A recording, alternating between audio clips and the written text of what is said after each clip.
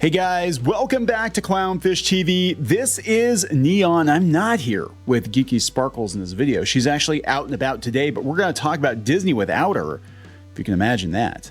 We're going to talk about dismal Disney. We're going to talk about Pixar, and apparently, now this is an article coming from IGN, but apparently the animators at Pixar had to be reined in when it came to Inside Out 2. They were given notes, again, according to IGN, that they needed to make the movie less gay. They wanted to go all the way gay with Inside Out 2. Now, Inside Out 2 wound up being the biggest animated hit for Disney in a long time. I think it's actually the biggest animated movie ever at this point, I think.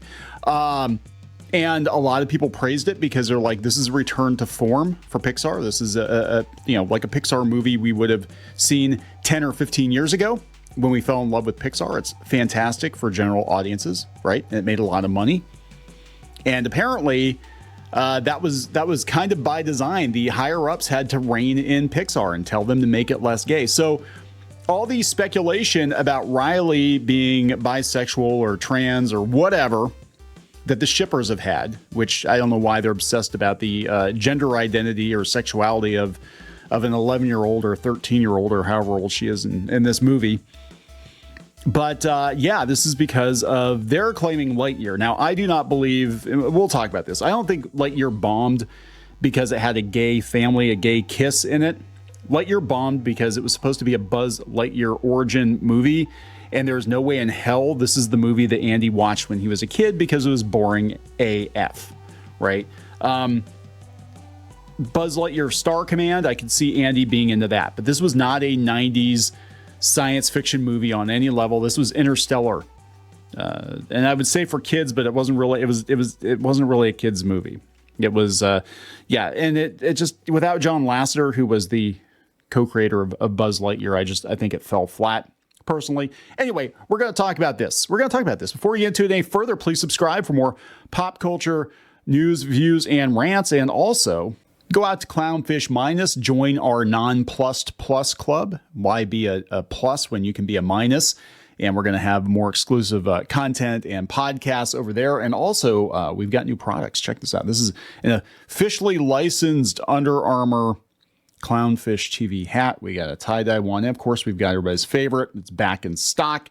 The Dismal Kingdom t-shirt. So we're going to be adding some new merch here. We got some people helping us with fulfillment now. We've kind of gotten beyond the point where we can handle everything ourselves. So check it out, clownfishminus.com. And a big hat tip to William the Wizard, aka Mr. Cruel, who sent this my way. And we'll go out and look at the comments here on Toon High, but let's read this article first. This is interesting, and this actually confirms a lot of things I suspected. I didn't know for sure, but it felt like they were being reined in for Inside Out 2. And, this is, again, for all this talk of like, well, Hollywood's not getting it. Hollywood is giving us woke. It feels like on some level, these companies are starting to pivot, right? And I think they're pivoting out of necessity. It's not because they want to. It's not because they want to cater to the flyover states. It's not because they want their conservative audience. No, they need their conservative audience to give them money so they can stay in business, right? So, and they got real close. Disney especially got real close to losing a lot of power because of the pelts situation, and they got to a place where the shareholders were going to intervene. So yeah, they need a hit.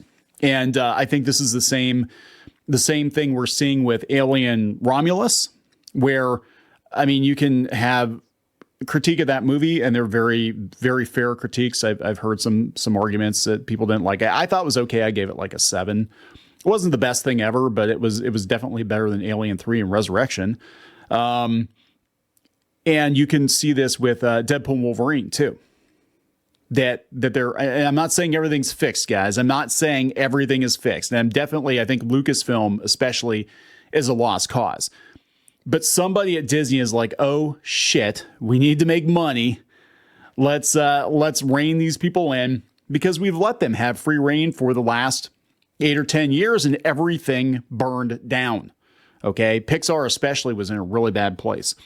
Anyway, this is coming from IGN. Inside Out 2 was the hit Pixar needed, but the laid off employees who crunched on it are still hurting.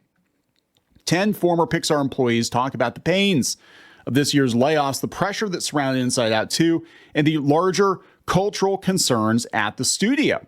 So this is all about the people who got fired. They fired a whole bunch of people right before Inside Out 2 came out, and Inside Out 2 was their Hail Mary pass. And I'm still convinced at some point that Disney is going to merge Walt Disney Animation Studios and Pixar and just call it like Disney Animation. And that's it. That's one big happy dysfunctional family, right?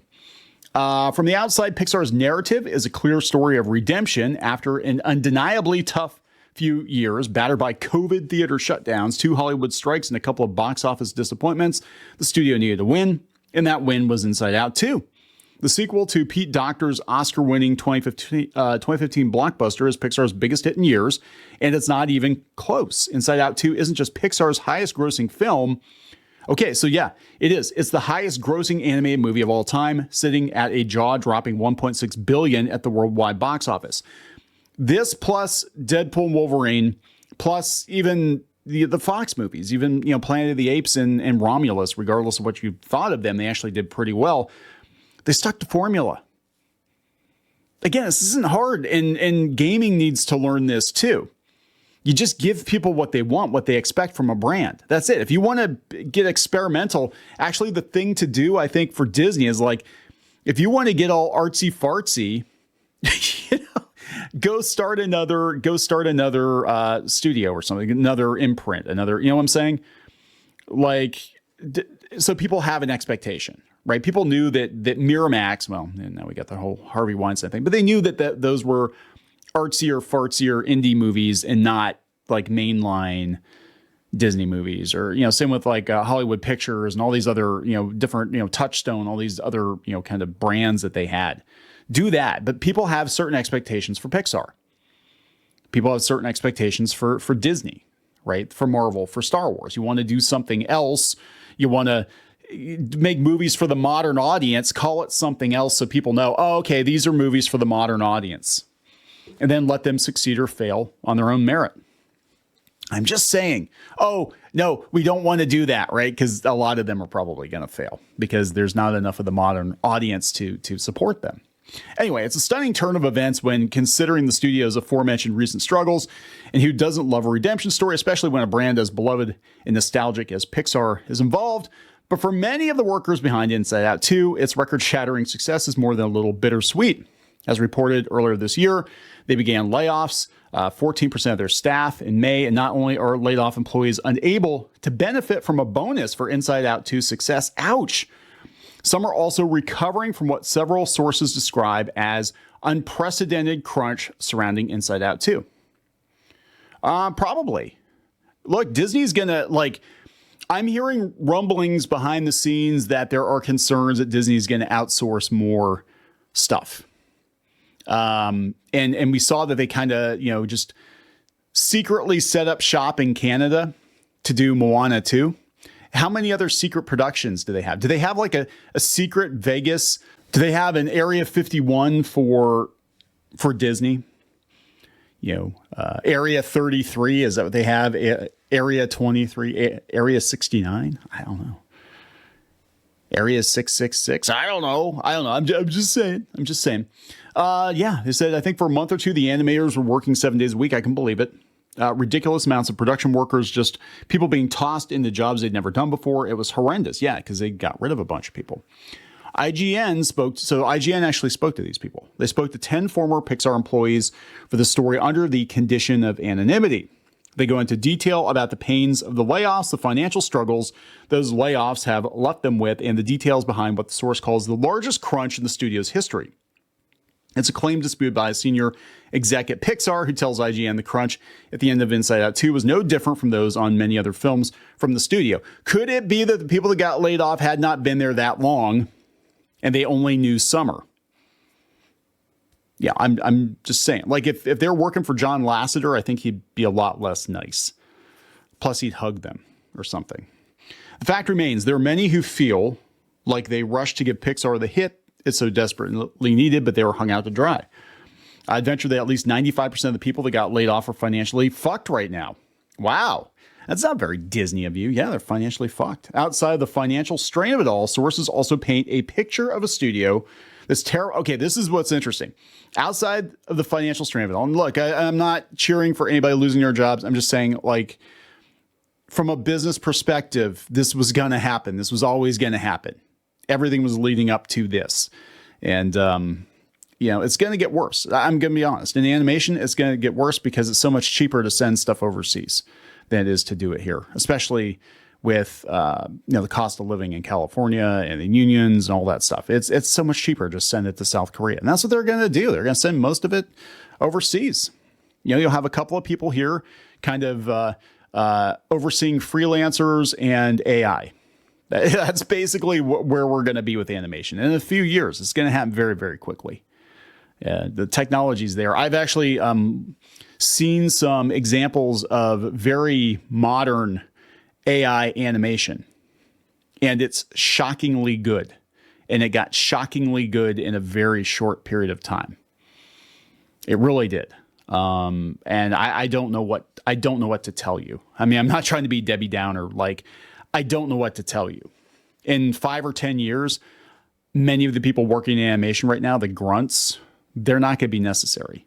You'll just have the showrunners, the producers, the storyboard artists, or you'll have, people that kind of, do everything. They do a little bit of everything. You might have 6 people put out a movie that you might have taken 60 people or 600 people within the, next decade. And they'll be like theatrical quality films, and it'll just be a skeleton crew putting these movies out. We're getting there, guys. Anyway, outside the financial strain of it all, sources also paint a picture of a studio that's terrified to rock the boat, with some internally pushing to avoid LGBTQ themes requiring edits to Inside Out 2. It's a studio, they say, that's overly reliant on Pete Docter, stubbornly set in its ways and setting its remaining team up for more crunch in future films. The internal culture of Pixar right now is really rough. There's just an incredible amount of people who are like, I can't do this anymore. Well, they're like, literally, I think the livelihood of Pixar as a quasi-independent entity is at stake. And Pete Docter had to pick up the pieces from the John Lasseter situation. And there are people that wanted, as I understand it, there are people that wanted John Lasseter gone. Be careful what you wish for. That's all I'm saying. Be careful what you wish for. Because John Lasseter got gone, the quality of the movies took a nosedive. They did not perform at the box office. Lightyear could have been a billion-dollar movie. It should have been. The Buzz Lightyear origin movie, if they leaned into who and what Buzz Lightyear actually was, it would have made $1.5 billion, right? But they had to do it. They had to do it their way. And this is what happens. Now you're fucked. Basically, a lot of people are financially fucked because you can only have so many box office failures. And I think Pete Docter is feeling the pressure immensely because I think they probably told him. They said, hey, get with the program. We cannot have another Turning Red. We cannot have another Lightyear. We cannot have another Wish. Like, this movie has to perform come hell or high water, or you're done. You're done. The studio's done. It's all done. Like much of Hollywood, Pixar was massively affected by the COVID-19 lockdowns that hit the movie theaters in March 2020. The last Pixar movie to be released theatrically before lockdown was Onward, though it would be made available on Disney+. The next 3 Pixar movies, Soul, Luca, and Turning Red, were all released directly on Disney+, skipping theatrical runs entirely, with the exception of a few international territories. And I guess they did release some of them theatrically, and they did not do well. They had like Turning Red, I think, and Luca. They did release them. They did not do well. But meanwhile, Coraline, they released Coraline from many years ago, and it did very, very well. It's just like these movies don't have the staying power of a Pixar movie. I'm not saying they're bad movies. I've seen all of Turning Red. I've seen probably about 2/3 of Luca. I haven't seen Soul. Soul was actually the only one I was really looking forward to because I love jazz music. So I was like, yeah, I'm kind of looking forward to this one. And I just forgot about it. I really did. And then I just kind of got so soured on everything going on at Disney that I didn't even bother. But I did watch Turning Red just to see what it was about because there was so much drama around it. It was okay. It wasn't bad. It was cute, but it wasn't Pixar. You know what I'm saying? It felt like this felt like something from Illumination or like a Netflix, direct to Netflix movie. It didn't feel like a theatrical Pixar release, and neither did Luca, to be honest. You know what I'm saying? It just didn't. Theaters started opening up. Pixar's return to the big screen wasn't the financial redemption it hoped for. Lightyear was a well-publicized disappointment, closing out its box office run with just $226 million worldwide. Elemental did better with nearly $500 million worldwide. It had to rebound from what Pixar president Jim Morris admitted was a disappointing opening of just $29.5 million domestically. Yeah, Elemental's weird. It actually did make its money, but it took a while. It took word of mouth. I think people were so soured on the last few Pixar releases and Disney releases that they didn't go see Elemental. They weren't willing to give it a chance. And it looked very generic. But Pinky Boo watched it. Our daughter watched it. She said it was pretty good. I don't know if it's one we'd pay to go to the theater to see, but It said, according to one source, due to the profit-sharing model at Disney and Pixar, a movie has to cross $600 million to even be profitable for Pixar. And it's not just seen as a true hit until it hits that $1 billion mark. Lightyear should have been a $1 billion movie. It should have been a $1 billion movie. It all led to a situation where Inside Out... God, how long is this article? It all led to a situation where Inside Out, a sequel to arguably one of the most beloved anime movies ever, was seen as a film that could reverse the studio's fortunes, making it what one source called an all-hands-on-deck studio emergency. Holy hell. It was rare, we're told, to find someone who worked at Pixar in the past couple of years who didn't contribute to Inside Out 2. One source points that the credits for Inside Out 2 are longer than any other Pixar movie, given the amount of studio workers who were pulled in on it. Some go so far as to say that the beloved Pixar would fall apart if Inside Out 2 wasn't a runaway success. Oh my God, we said that? Because that's what we were hearing through the grapevine, that it was like do or die with Inside Out 2. And we said that, and Clownfish are just a bunch of Nazis. They just want Pixar to fail because gay movies. It's like, no, they're like any moron, frankly, can look at the situation objectively from the outside and be like, yeah, this studio is on fire. Like, they're not making money. Their movies are failing. Like, they're laying people off. It's bad. They need to get with the program, start cranking out billion-dollar movies again, which they're perfectly capable of doing. It's just like, I did the video on Ubisoft yesterday. They're perfectly capable of making games that gamers will plunk down their hard-earned money for. They just choose not to do it. They choose not to do it. Marvel chooses not to make movies that people actually want to see. Lucasfilm chooses to make Star Wars that chases away the Star Wars audience. It's a choice. It's not hard to go back to what works. Whether or not Pixar was actually in danger isn't confirmed, but in a Time interview just before the release of the movie, Doctor said, if this doesn't do well at the theater, I think that means we're going to have to think even more radically about how we run our business. He was probably given an ultimatum by Disney, by Bob Iger. You make money or we're done. And he's going to crack the whip pretty hard on his people. Am I allowed to say that now? Am I allowed to use that terminology? You cannot do anything without Pete, literally nothing. They said that they were willing to experiment, but now they can't. They can't afford to.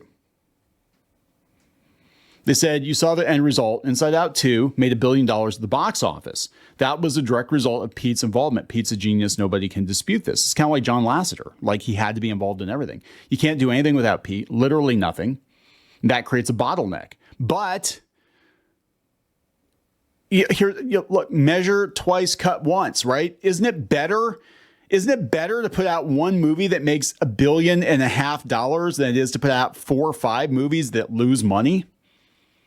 You're better off putting out one good movie every 5 years that's going to turn a profit than just pissing into the wind like they've been doing. And just like, and again, there's a time and a place for experimental movies. Right now, Hollywood can't afford to be experimental. They can't afford to be artsy fartsy. I mean, that's the truth.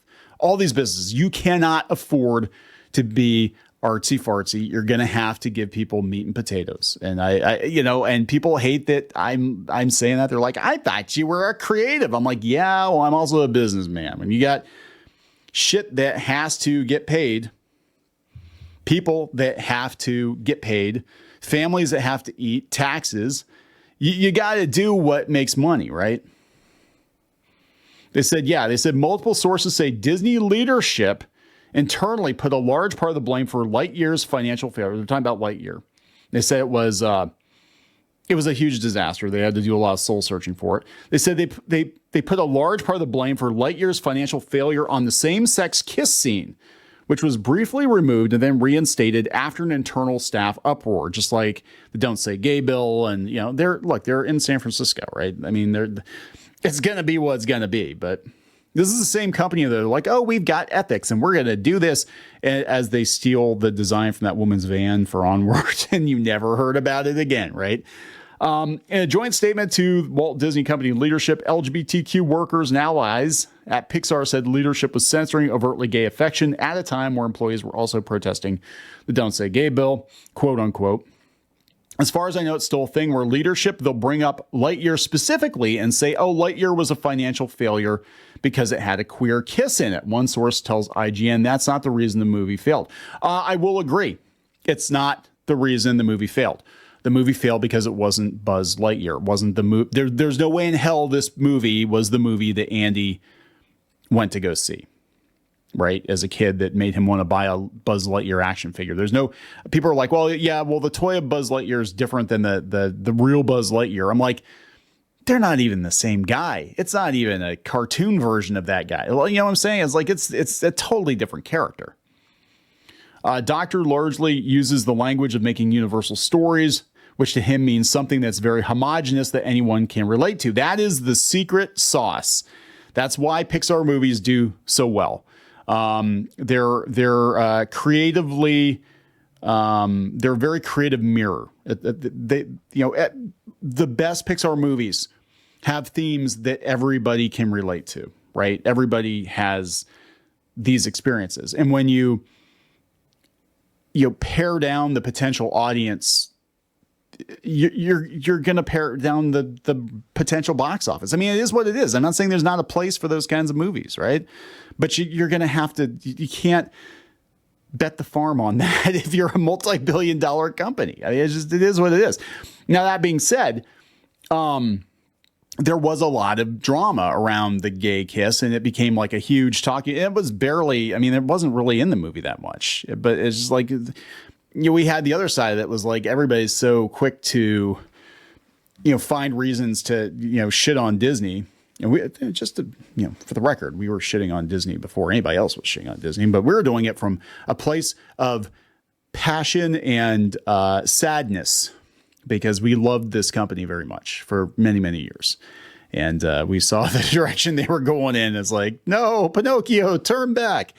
Other people are just like, yeah, we just won't watch it burn. I never gave a shit about Disney, and they can just burn. And that's not us. That's never been us.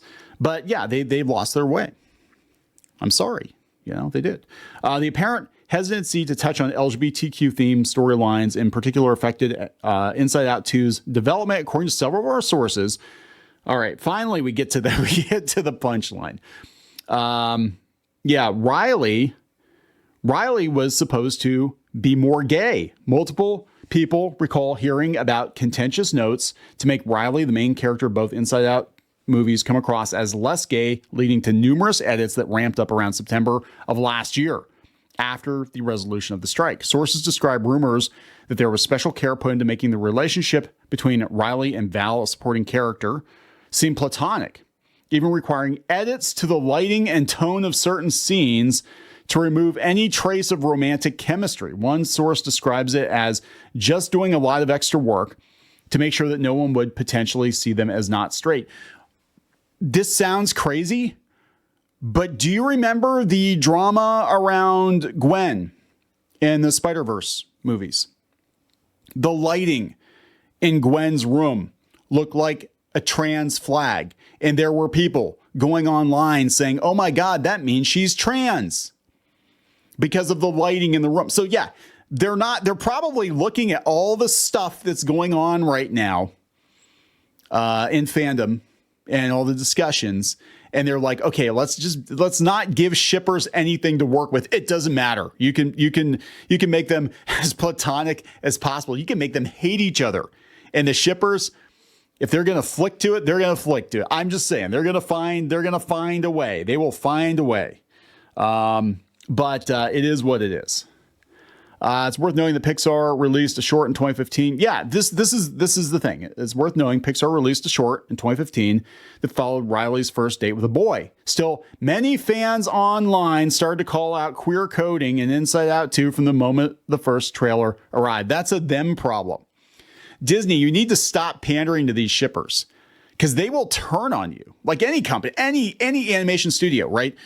And any fandom, like the whole Tumblr thing, the whole Twitter thing, the shipper thing is just absolutely toxic. In cartoons, it's toxic. You've got grown-ass adults being completely enamored with cartoon characters' sex lives. That's a little weird. And these are people that I probably wouldn't take their opinion seriously on anything, right? Because it's like they're obsessed with fictional cartoon characters' sex lives. That's really freaking weird. And it gets weird. And yeah, do they have people at Disney and Pixar that like go down that rabbit hole? Like, okay, guys, this is your job for today. Go Google Rule 34 for all of our characters and see what's going on. But then some of these studios, stupidly, they would lean into it. And then they would get shit when things didn't work out the way that they thought. Because they would lean into it because they're like, oh, this is going to increase our audience. More people are going to watch a show if we tease them with these characters getting together. But yeah, we're not actually going to do it. See Voltron. See Steven Universe. See, you know what I'm saying? Like any show that starts to pivot to try to appease that particular demographic. See Star Wars, right? Perfect example. Yeah, we're going to lean into the Reylos. I'm like, well, they dropped you like a bad habit as soon as you killed off Kylo Ren. They don't give a shit. You know, they're not your customers. They're not you need your meat and potatoes, middle America, flyover state families. And, you know, what company, I mean, this is Pixar, right? So Pixar was a Steve Jobs thing, was a Lucas thing. It's a Bay Area thing. And that's a totally different. I lived in the Bay Area for many years. So trust me, I get the vibe out there is a little bit different.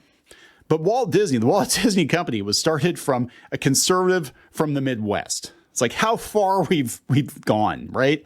Anyway, they said the movie also teased a deep, dark secret that Riley was harboring throughout, only to reveal in the post-credits the secret was that she once burned a hole in the carpet. She burned a hole in the carpet. She didn't eat the carpet. Many fans, however, thought the reveal would be that Riley was actually grappling with her sexuality and felt baited over what it actually was. $1.6 billion. They don't give a shit. Sorry, shippers. They don't give a shit. Mind you, Riley is not gay, one source says, canonically. In the film, what you saw, nothing about Riley says she's gay, but it's kind of inferred based on certain contexts. And so that's something that they tried to play down at multiple points. Well, yeah, it wasn't, I don't know. I mean, Riley was always kind of a tomboy, but it used to be that, you know, tomboys were tomboys. And that was, you know, and then my wife was a tomboy. And she's straight. I can vouch. She's straight. We got 2 kids. She's straight. Another source calls some leadership uncomfortable with queer themes at large, and the insistence on keeping those themes out of Inside Out 2 was a big thing throughout development. All of this, the pressure that created bottlenecks, the story hesitations led to a rush in the last few months of production. So it was a shit show. Oh my God. If we said this, they would just, God, the cartoon stands on Reddit, they would have a fucking field day. Yeah, so the rest of it, I think, is more just about the working conditions and whatever. Yeah, they have Elio coming out. I don't think that's going to do very good. Yeah, and they basically stuck it to him. You know, there's a lot here. You can go out to the original article if you want to read more. I'm already going on almost a half an hour. A lot of us accepted the fact that we may never see a major gay character in a Pixar movie. They have concerns about the culture at Pixar and the storytelling, leaning toward universal stories, especially with the apparent aversion to LGBTQ themes. A lot of us accepted it. Yeah. I mean, meat and potatoes, guys.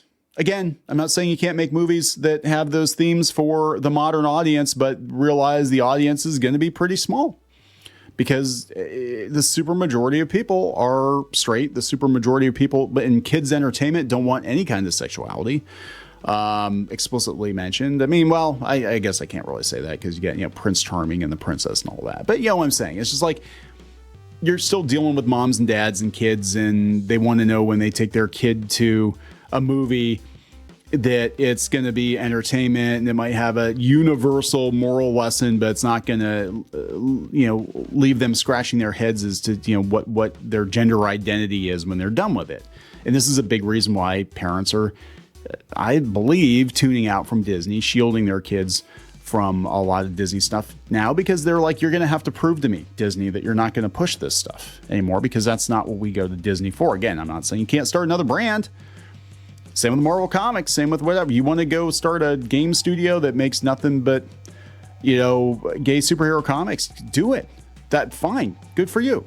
That's cool. But don't take existing characters, right? Don't take existing characters with the existing fan base and then get angry when people stop giving you money because they're like, what the hell did you do to Tim Drake? What did you do to Superman? I'm just saying. That's not a hateful thing. That's just like common sense. You don't turn your hot dog stand into a taco stand and then scream at the customer because you don't sell hot dogs anymore. You're selling tacos. There's so many jokes I could be making. Anyway, there it is, guys. It sounds like Disney's starting to learn some very painful lessons. I'm going to wrap it up. Please subscribe. We'll talk later.